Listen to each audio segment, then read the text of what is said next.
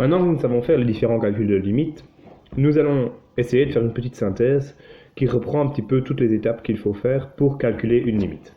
Alors, on a vu qu'il y a deux types de calcul de limites. Il y a tout d'abord les limites en un réel.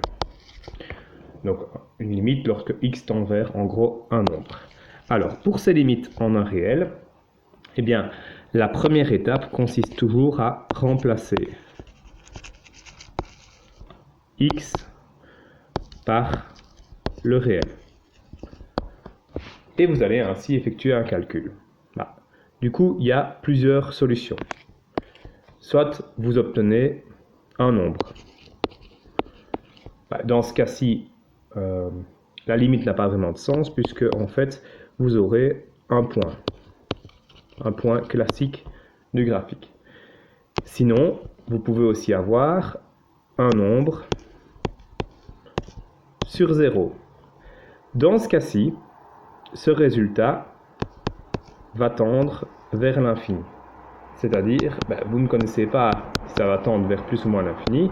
Vous allez vous demander le signe de l'infini et vous allez devoir rechercher les limites à gauche et à droite en faisant un tableau de signes. Et dans ce cas-là, vous aurez une asymptote verticale.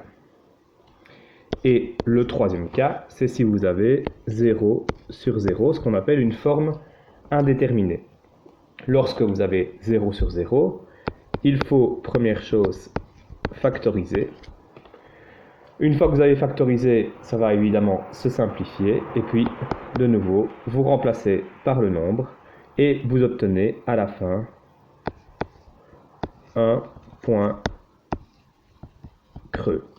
Ça, c'est les trois possibilités lorsque vous calculez la limite en un réel. Soit vous remplacez, de toute façon, dans tous les cas, vous remplacez x par le réel. Si vous obtenez un nombre, c'est un point classique du graphique, ça n'a pas vraiment d'intérêt et ça n'arrivera presque pas. Si vous obtenez un nombre sur 0, c'est que vous avez une asymptote verticale et vous pourrez rechercher la limite à gauche et la limite à droite de cette asymptote verticale. Et si vous avez 0 sur 0, c'est que vous aurez un point creux, vous allez devoir factoriser, simplifier et puis vous pourrez avoir les coordonnées de ce point creux.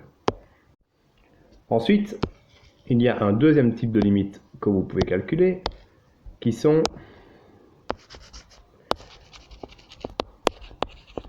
les limites en l'infini. Alors, pour les limites en l'infini, de nouveau, ce n'est pas très compliqué.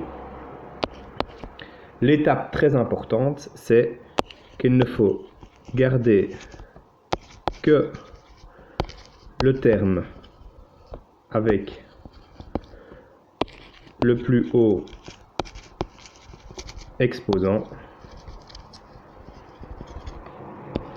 que ce soit au numérateur et au dénominateur.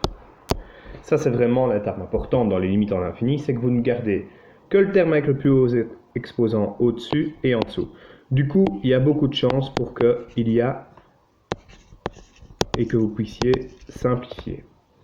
Et de nouveau, il y a trois possibilités qui vont se présenter à vous.